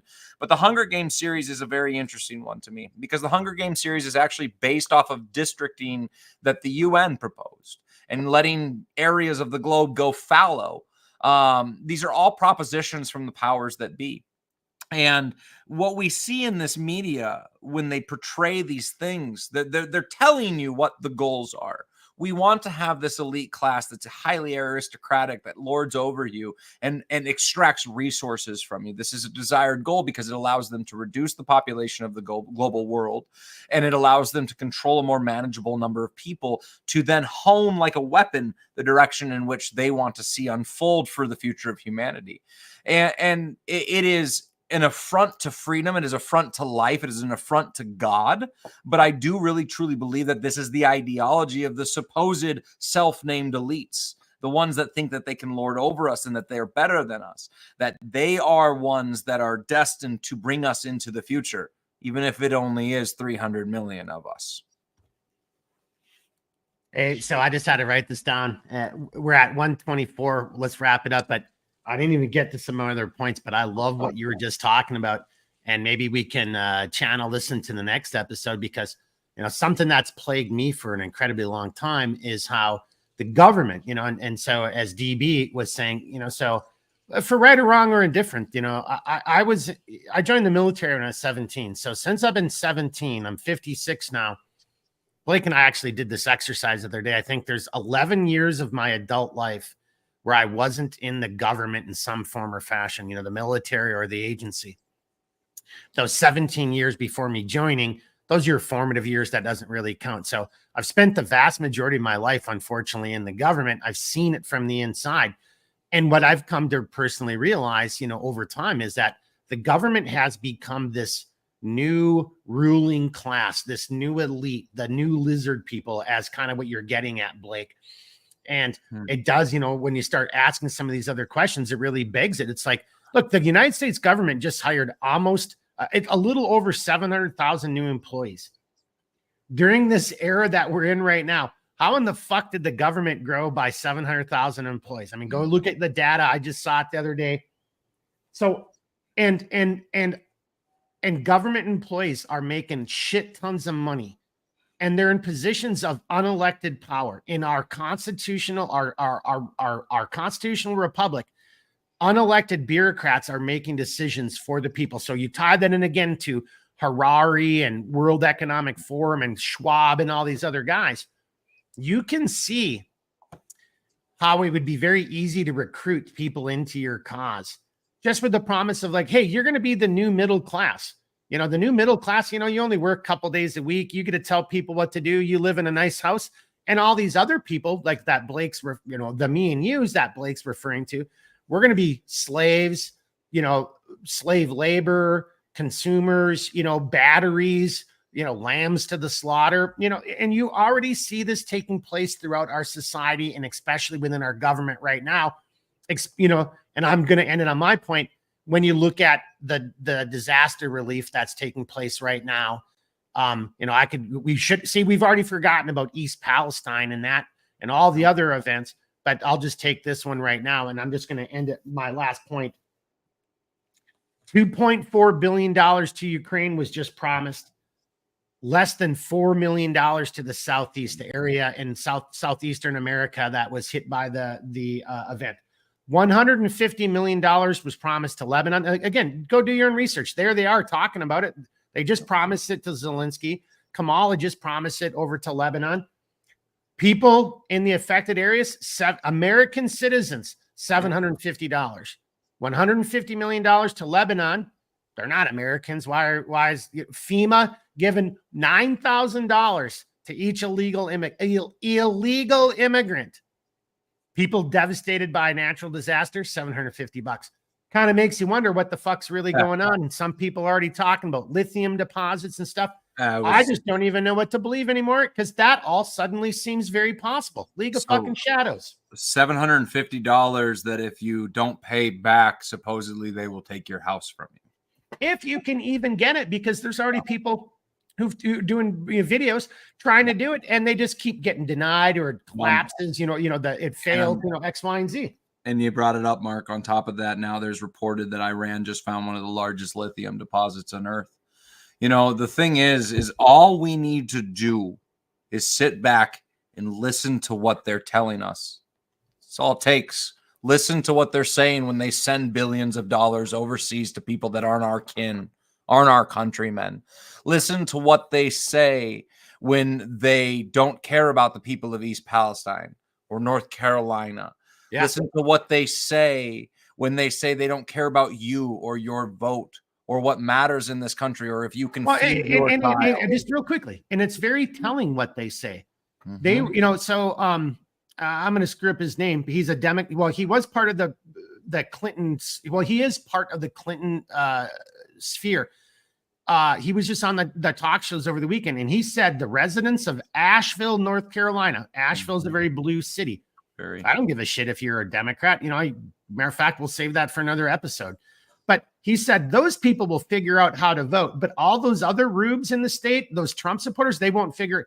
Dude, they're already setting that up. What do you mean? So there's a difference because you live in Asheville, you're smart enough to figure out how to vote. And if you live anywhere outside of Asheville, well, then you're just a fucking, a hillbilly redneck, and you're not smart enough to figure out how to vote. That's what they just said on the talk show. And that's what I mean by listen to what they said. They tell you what they think of us. They tell you who they believe we are. So all we have to do is sit back and listen and just weigh back and go, honestly, are we that? Yeah, AVV just chimed in with that same type of comment. We normally don't read the comments over here, but that couldn't have been timed any better there. So I just think it's time for us to all sit back and take stock, realize what they think of us, how they treat us, who we are, and act accordingly. Make preparations. Get together with your brothers and your sisters, those in your community. Build those ties, forge those bonds, because when whatever happens in your neck of the woods happens, they don't give a shit about you. They don't care about you in the slightest. You know who is going to care about you? It's those that you've broke bread with, split wood with, built with, grew in as a community. So, well, and then let's bring it to Blackbeard for his final thoughts. But on that note, Blake, I just got to reiterate it because I know you and I really like C.S. Lewis. Blake turned me on to a couple really good. I grew up with Lion, Witch, and the Wardrobe, but para. I always screw up the names. So it's a science fiction trilogy. I actually highly recommend everybody to read it. It's C.S. Lewis's science fiction trilogy. It's the first one's Out of the Silent Planet. It's a fantastic read for young adults. It's also a really great read, just in general, if you like old school sci-fi. Second one's Paralandria. It's a very theological. Paralandria. Yep. It takes place on another planet. I just got to say it. Sorry to talk over you. So Out of the Silent Planet's the first one. Paralandria is the second one. That's what I was trying to think. Continue. Yeah, and the second book is fantastic. It's very theological. It's about the recreation of the Garden of Eden on another planet and learning from basically the mistakes of humanity from once before. And the third book is actually wrapping up the trilogy, is unbelievably important for our modern day because it basically is what is unfolding, and it's called That Beast of Hideous Strength. And it's a very, very compelling novel. As crazy as it is, talking about a non-government organization that is attempting to overthrow the global government to bring about Satan's rule on earth, in essence. And it's a very, very fascinating trilogy of science fiction from C.S. Lewis. I cannot recommend enough for anybody that is interested in those sorts of things. Well, good sidebar, but I just wanted to come back to your closing comments before we go to Blackbeard, because it reminded me of what you and I were talking about last time, C.S. Lewis. Where do you want to find yourself when the bomb, where do you want to be when the bombs fall? He was really one of the greatest minds of our time. And I would say he was of our time. He was close enough to it. C.S. Lewis had a very unique look on the world and kind of sees what was coming now that we're dealing with in our timeline. And C.S. Lewis and Tolkien, they were both great men of our time, very, very Christian individuals. So, and that's exactly why Hollywood has to fuck those things all up, which they did with Tolkien. But anyway, but back to your point, finding that group, finding that community, that was Lewis's thing. Hey, where are you going to be when the bombs fall? Are you going to be in the pub breaking bread and having a beer with your mates? And or are you going to be, And with Tolkien, that's why I said it a couple podcasts ago, is which way, Western man? I mean, that was a Tolkien thing, it was, and that's the crossroads we are in now. These are these great minds of the generation previous that were laying down the pathway to us and saying, here's what's coming, son. Are you ready? Are you willing to clash your metal against what is to happen? Because it is your generation that will face the great crisis of our times. And before we turn it over to Blackbeard, who's like a big, he's big into a lot of this stuff too. But I will just say this: I was never a fan of the new Lord of the Rings movies. I loved the books a lot better, and I love the animated Lord of the Rings. But one scene really from the movies, really always I'm a fan. And you can go Google it. It's on ScrewTube. It's Theoden's Theoden's, however you want to say Yeah. it. It's his speech to the Rohirrim on the plains of Pelennor at the outside of Gondor. And Got that goes goosebumps into thinking what about Blake, it. that's what goes into what Blake just said. Yep. If you go, you might not understand it, so find something that gives you the subtitles. Holy fucking shit! And that's from the book. That's Tolkien. Stand, Men of the West. That's right. That's why I brought it up, because you just made me think about it. All right, Blackbeard and Blake, I'm going to shut the F up. I can't tell you, this is just another podcast. We've been talking for an hour and a half. It feels like 5 minutes. Man, thanks. Well, DB knows, thanks for coming on. Blackbeard, obviously, thanks for coming on. But on that note, guys, I'm going to shut up and let you guys take us out. Blackbeard, comments, and then over to Blake. But let's wrap it up. It's been an hour and a half, and hopefully we'll be able to do this again next week, right? I mean, hopefully. Hopefully the lights are on. Yeah, right. Hopefully, yeah. So since the door has been open to it, I'm gonna kick it wide. Ah, I understand. I don't know what the position is of the audience that's here or that will watch it in the future. And I know you guys, to an extent, what you think, but um, I think that when you look at the systems of this world, right, whether the dominant elite deserves to be where they are or they're not, whether it's malice or incompetence, what you see is, and this is something that comparative mythologist Joseph Campbell talked about, was I think he took it from Jung, but I may be mistaken on that. But it's the idea of man versus the machine, and what this machine wants, it's called, they call it the beast. Part of the reason that they call it the beast in the book of the Revelation is that man was created and he was given dominion over the beasts of the field. So he's to be actually above them as a steward and an administrator of the planet. But that was his function in his role, and that was part of the Imago Dei, the image of God. the world's first conservative. Yeah, well, yeah. No, seriously, a He was a conservationist. conservationist, Yeah. Truly to the truest of sense. Yeah. the truest of senses. And so when we become bestial, we become less than the image of God. To be a man, and I think this was Lewis who said this, but you correct me if I'm wrong. To be a man is to be in the image of God. That's what it means. So insofar as we don't reflect that to other people, we are something less. We become a part of that beast system. And this is a system that wants to be omnipotent, which is a quality of divinity. It wants to be omniscient. It wants to know everything, right? Which is a quality of divinity. It wants to be God. And the question that everybody has to ask themselves, especially if you're coming from Europe, where everyone's been secularized, everyone's been turned into these materialists, is if not God, then who?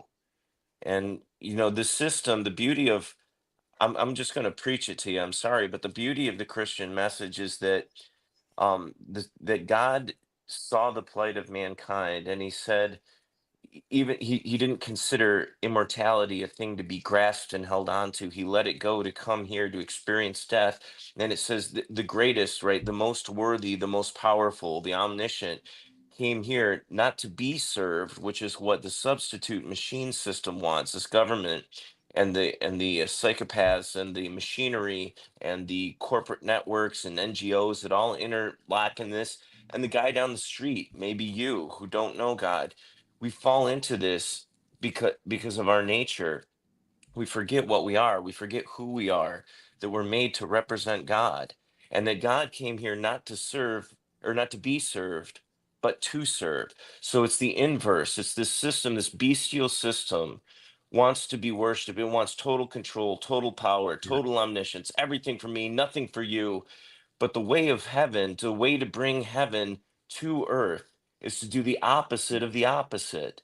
It's to serve your fellow man, and that is a long path. It's a long journey, but it's worth it. I am encouraged by Angry Vikings comments saying that the local churches are growing. You can only ignore reality for so long, and the truth is that you have to be trained out of the understanding, even if you don't accept the Christian gospel as it is.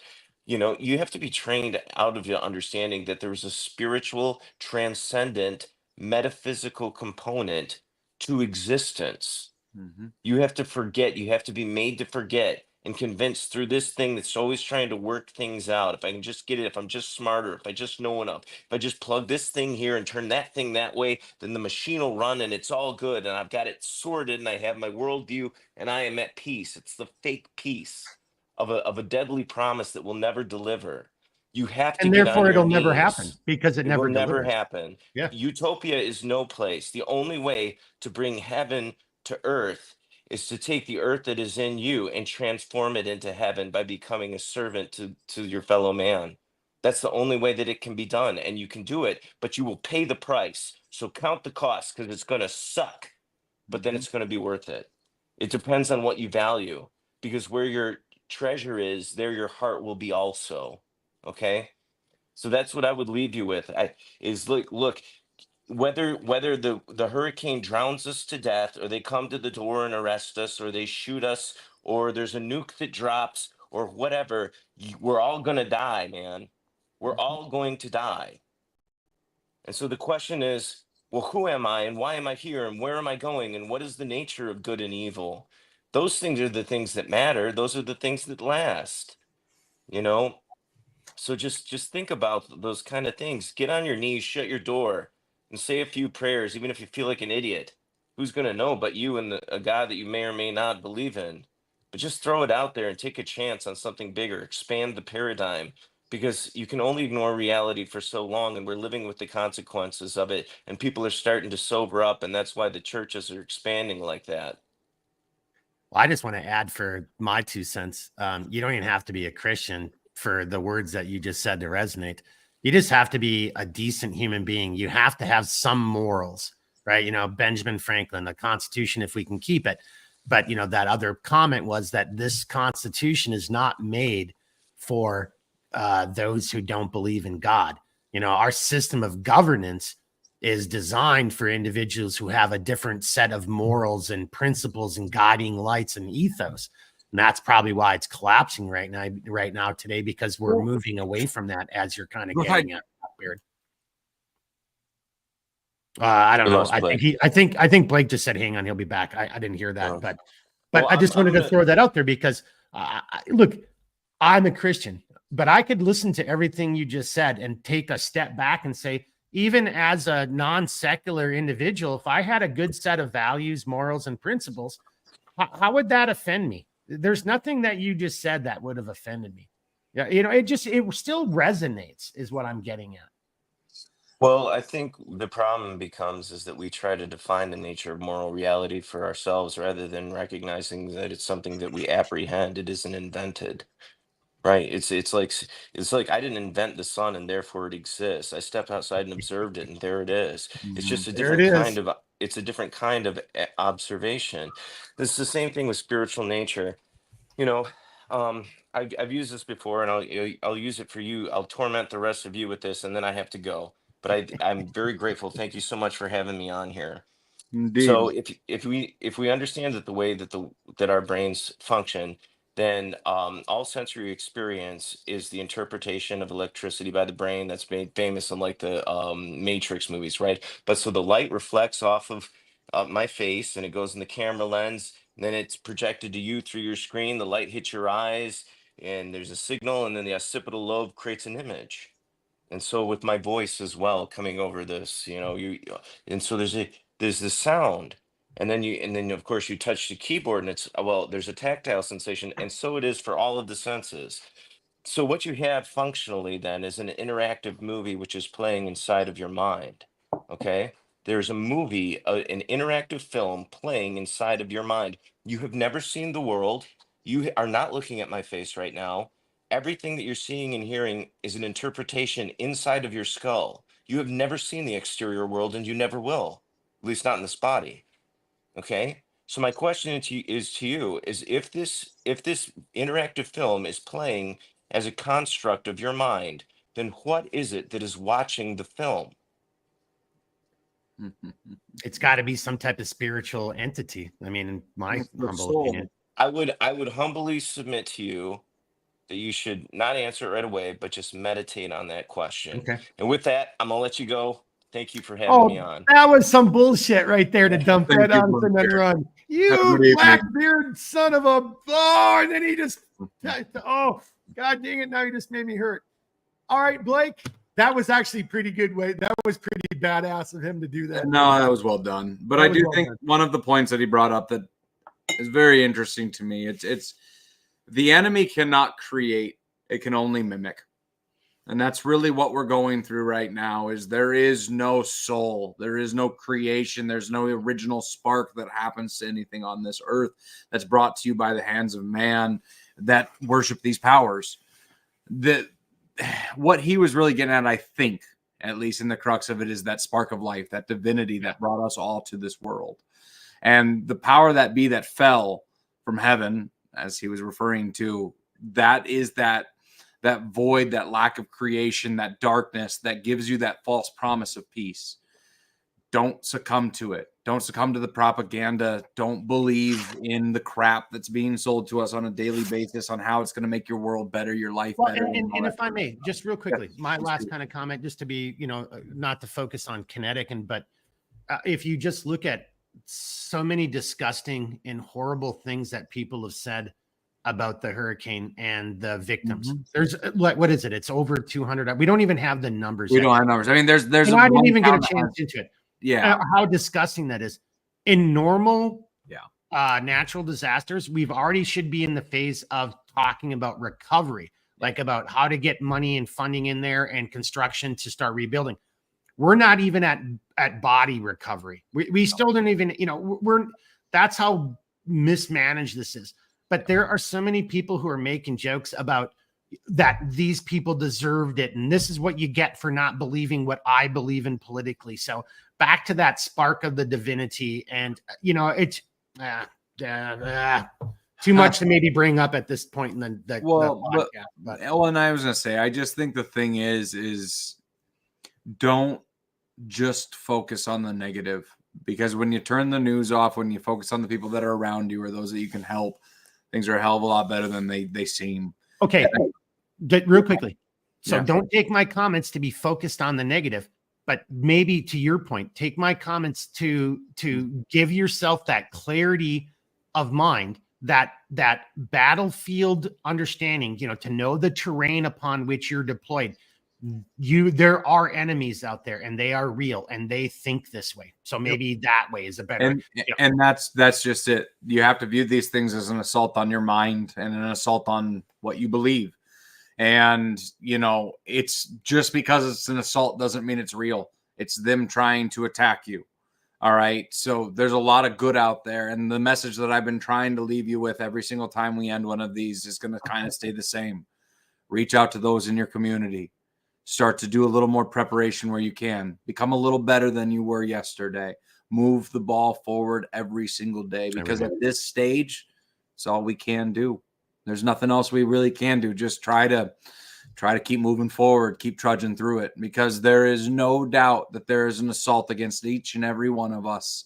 And it's very personal. They're coming after all of us because we are the ones that are rejecting their system, the ones that don't want to play, that don't want to count coup, that don't want to go through this. So just keep. And that's not clickbait. That's not fear mongering. That's their own words. I mean, so Bill Maher, he just even had a guest on the other day. So, fact check me. Bill Maher had a guest on the other day. Harari was one of them and somebody else. But this female guest was just talking about how she hates people from Arizona, and people from Arizona can just die as far as she's concerned. Not my words, her words. So to Blake's point, this is real.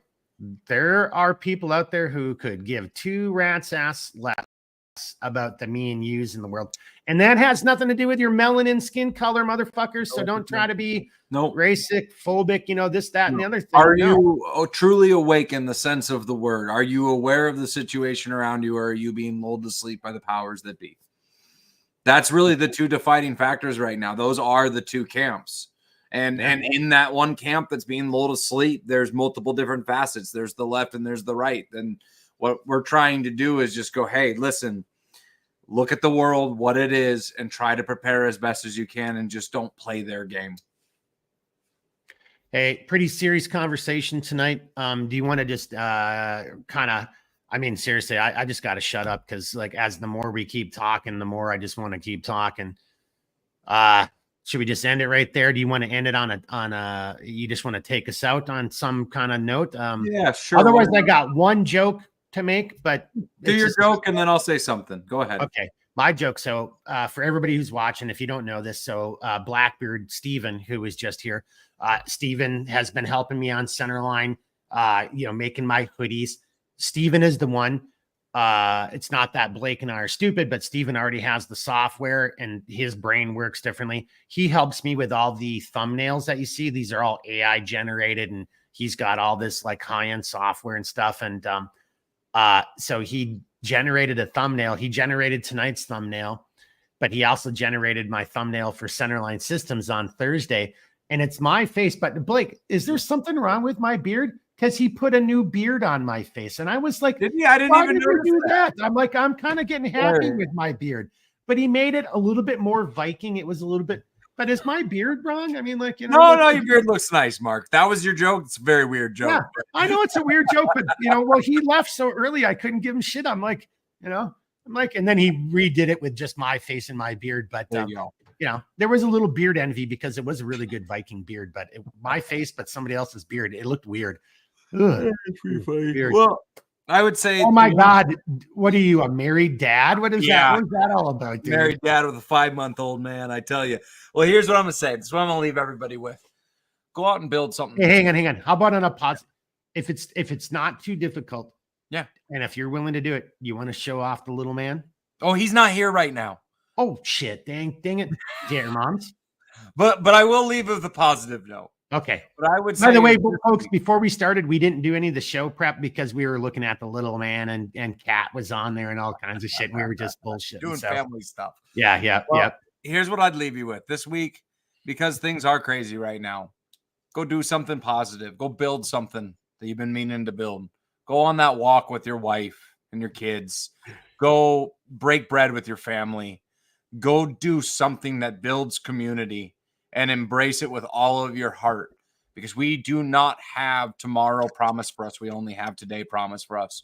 So live in the moment like God intended us. Try to build something great and break some bread, and thank you for him. The hell. Amen. I got nothing to add to that, sir. Well, good night, everyone. We love you all, and then we'll see you next week. We'll see you next Monday. Maybe some of the same characters, maybe some other new characters. You may have seen them before, but what we're going to do just one last time, ending it, what we talked about, and then talked about, and just to reiterate. So for the next few episodes, we're just going to focus on these current events and then maybe some of these philosophical type of conversations, because if you're not already prepared, if you haven't been preparing, it's not too late. It's never too late, but we're just going to save that stuff for after, when we get into some of the more hands-on and the more. Let's get our head above water a little bit. Yeah. Let's just do it that way. Right. And then, we normally don't do it, but we got Gene from across the pond giving us a woo. I just want to reiterate what Blackbeard and David has said. Again, over here, we don't necessarily read them, but thanks for everybody for leaving the comments. Thanks for watching the live stream. We'll see you next week. And then Blake and I will figure out who we'll have on for guests. And, but we're, and then Blake, I'm not going to lie. I hope we don't have as many things to talk about next week. Keep your hands inside the ride, Mark. Keep your hands inside the ride, boys and girls. All right, Blake, hang on a second. You know the deal. All right, Gene, get us all ready. Learn me something. I just got to throw that one out there. A big God bless to y'all. Thanks. Learn me something. Really appreciate that. God bless everybody. God bless. We'll see you next week and get it all ready. It's kind of a Centerline thing, but might as well do it over here. Big woo.